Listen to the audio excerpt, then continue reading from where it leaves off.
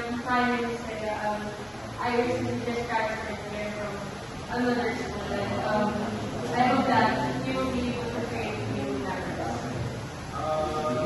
Sige na yan, pero dito sa akin.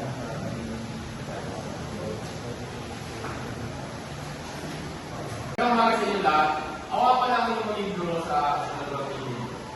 Ang ating tatalakayan ay patungkol sa wikang pambansa.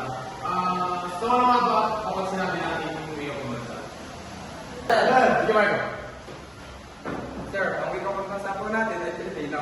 Sinasabing wikang Tagalog daw po ang ating batayan ng ating wika.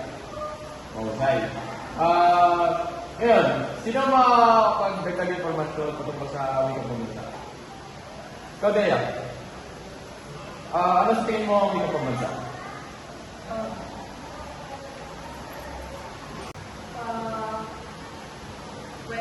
Wikang pambansa.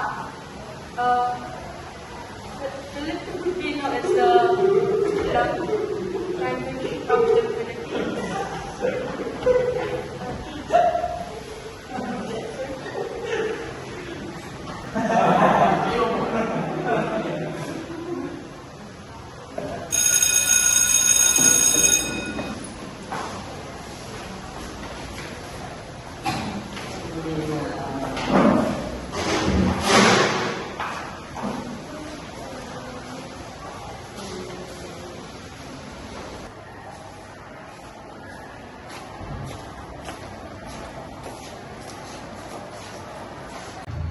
Parang hirap po sa pinidea para. Kaya nga ba? Kapag hindi ako marunong sa pagsasalita ng mga wikang banyaga, Hindi na ko pre. Kapag narinig mo sa amin yes o no, what o why, ang hirap na usap pre. Alam nyo, hindi natin kailangang baguhin ng ating sarili at owning ka para upang makipag-usap sa kanya. Pre, hindi si Dehan sa likod, baka marinig tayo.